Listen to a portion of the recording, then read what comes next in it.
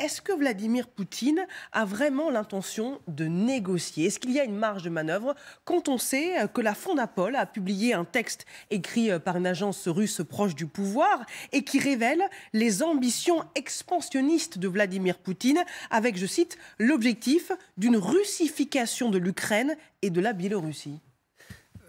Oui, c'est exactement le problème. Et il doit prendre l'Ukraine. Et pour prendre l'Ukraine, il faut qu'il renverse le gouvernement. Mais ça, si on veut sa manière de faire de la guerre, il est obligé. Il aurait espéré faire ça en 2 jours. Il est obligé, est en contradiction avec ce qu'il peut faire après.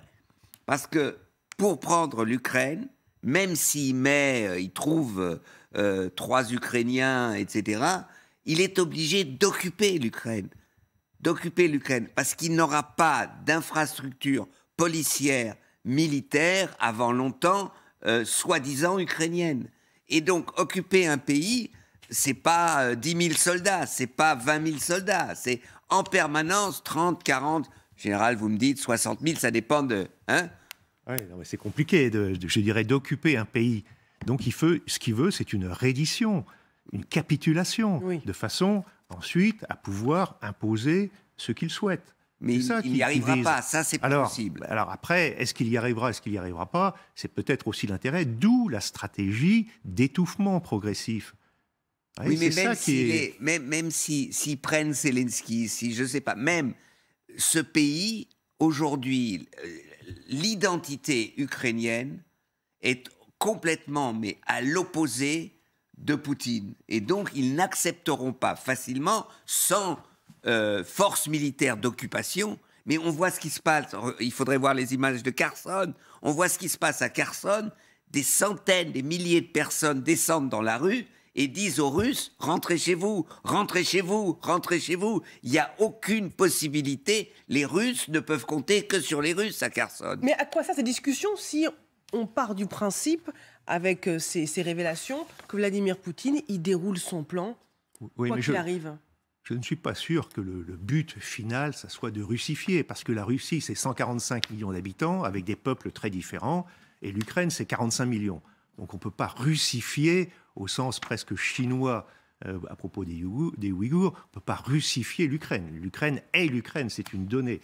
Je pense que les nations européennes, et notamment la France, a une singularité qui permettrait peut-être d'amener une solution possible, acceptable par les deux. Parce qu'il faut que l'Ukraine, comme la Russie, puisse sortir par le haut. C'est un tour de force qu'il faut réaliser, mais de toute façon, sinon, c'est un fossé définitif ou extrêmement durable et qui va desservir et l'Europe, et l'Ukraine, et la Russie. Et les seuls qui vont en bénéficier, ce sont les Chinois, les Turcs, les Iraniens et les Américains. Donc c'est de notre intérêt d'obtenir, de tendre vers un compromis qui sera peut-être inégal, etc. Mais il vaut mieux un compromis que des dizaines, des centaines de milliers de gens morts sous les bombes. Parce que je rappelle quand même qu'au moment de 1940, pendant les 6 semaines de combat, nous avons eu 100 000 morts civils tués au moment des évacuations. Pendant la bataille de Normandie, il y a eu 20 000 civils écrasés sous les bombes des Anglo-Saxons, d'ailleurs, pour la libération. Donc, si vous voulez, à un moment donné, il faut voir les rapports de force. Oui, Vladimir Poutine le rappelle ce matin, il obtiendra ce qu'il veut, que ce soit par les négociations ou par la guerre. C'est ce qu'il a déclaré ces dernières heures. Dany, juste une petite parenthèse. J'imagine que vous êtes en contact avec des gens qui sont toujours, vous, en Ukraine. Qu'est-ce qu'ils vous racontent de l'état d'esprit sur place, que ce soit dans les populations civiles ou peut-être, si vous en côtoyez, des gens qui se sont engagés dans l'armée? Oui, les gens qui se sont engagés dans l'armée, j'en connais, des étudiants qui sont ici et qui veulent partir combattre là-bas, qui partent cette semaine d'ailleurs. J'ai aussi des amis à Kharkiv, dans l'est du pays. Les gens sont dans un état d'esprit de résistance. Ils ne lâcheront pas, quoi qu'il arrive. Ils sont déterminés à aller jusqu'au bout. Mon ami de Kharkiv, je lui ai demandé, mais tu avais l'occasion de partir? Il me dit, non, je ne partirai pas, c'est ma terre, je reste. Quel que soit le rapport de force que l'on dit défavorable, évidemment, parce que l'armée russe était une armée très puissante, considérée par certains comme la deuxième armée au monde, ça ne leur fait pas peur, ça ne vous fait pas peur? Non, ça ne leur fait pas peur parce que... Enfin, oui, c'est beaucoup dire, mais disons qu'ils sont habitués. Ils ont déjà beaucoup souffert de la part des Russes. Et eux, est-ce qu'ils estiment aussi que Vladimir Poutine a ce plan en tête de russifier l'Ukraine ? Comment ils perçoivent la stratégie de Vladimir Poutine ? Oui, ils en sont conscients, mais ils ne laisseront pas faire. Ça ne marchera pas. Est-ce qu'on rappelle, Dany, que sur la table, Poutine a mis 4 exigences: dénazification, c'est son vocabulaire, neutralisation, reconnaissance de la Crimée russe et du Donbass.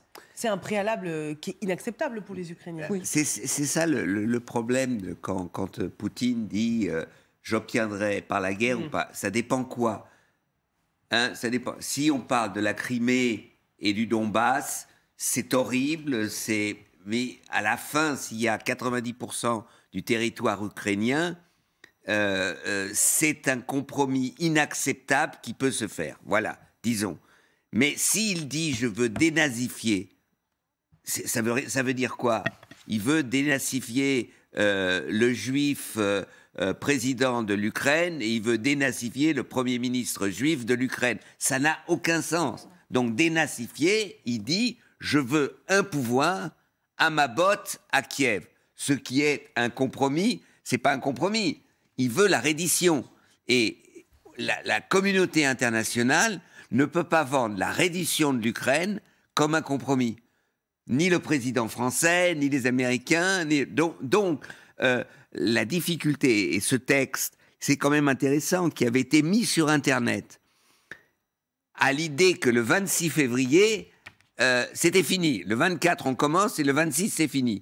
Et ils mettent ce texte qui parle au passé, qui dit, vous voyez ce qui est arrivé en Ukraine, et on va faire ceci, et on va faire cela. Ils l'ont retiré tout de suite, parce que ça ne s'est pas passé comme ça.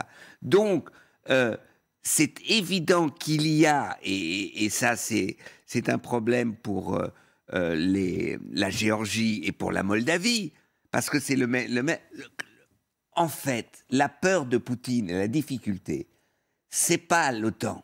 C'est si l'Ukraine est un pays libre, un pays où on vit mieux. C'était comme l'Allemagne de l'Ouest face à l'Allemagne de l'Est. C'est un exemple où les gens se disent on veut vivre comme ça et pas sous l'emprise de la Russie. Et c'est la même chose pour la Biélorussie, c'est la même chose pour le Kazakhstan, c'est la même chose pour la Géorgie et c'est la même chose pour la Moldavie. Le problème de Poutine, c'est la liberté et la démocratie. Et personne ne sait ce qu'il y a dans la tête du président russe aujourd'hui, vous avez raison de le mentionner. L'autre conséquence, évidemment, de ces combats, de ce conflit, ce sont ces centaines de milliers de personnes, plus d'1,5 million de réfugiés qui ont quitté l'Ukraine pour traverser les frontières du pays depuis une dizaine de jours. On va en parler avec vous, Hélène Bonnet. Vous êtes à Lviv ce matin, ville refuge en Ukraine. Elle est située à l'ouest du pays, à proximité de la frontière polonaise. Quelle est la situation sur place? D'abord, quelles sont les réactions peut-être à l'annonce de l'ouverture de couloirs humanitaires?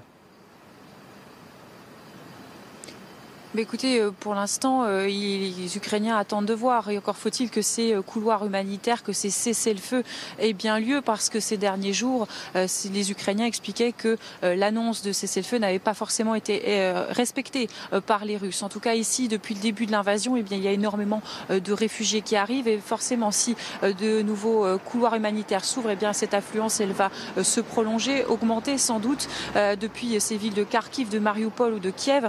Beaucoup de réfugiés ici. Pourquoi? Parce qu'on est à 100 km de la frontière polonaise et c'est un point de passage, cette ville de Lviv, pour les réfugiés qui veulent se rendre en Pologne ou être accueillis par des proches à l'étranger dans les pays de l'Ouest. Il y a aussi beaucoup de réfugiés qui n'ont pas de solution de repli à l'étranger, qui restent ici à Lviv. Il y a une forte tension sur les logements, par exemple, et pour ceux qui n'ont pas de solution, certains sont accueillis dans le stade de Lviv, qui se trouve en périphérie de la ville. Et donc, voilà, des réfugiés qui tentent de trouver des solutions. Certains qui se sont installés ici aussi veulent à leur tour contribuer à l'effort de guerre, contribuer à l'aide humanitaire. On en a rencontré beaucoup ces derniers jours, par exemple, qui fabriquaient des filets de camouflage anti-chars pour l'armée ukrainienne ou qui collectaient des dons qui arrivent de l'étranger et qui ensuite sont envoyés vers l'est du pays. Merci Hélène Bonnet avec Jérôme Marcantetti, nos envoyés spéciaux à Lviv en Ukraine, à la frontière avec la Pologne. Merci Dany, merci Général, merci Zoriana Agnac, Magali. Vous restez avec nous pour vous faire vivre évidemment sur LCI les dernières informations sur le front ukrainien. Nous allons parler également de la campagne présidentielle qui est lancée aujourd'hui sur le terrain. Emmanuel Macron qui se rend à son QG dans quelques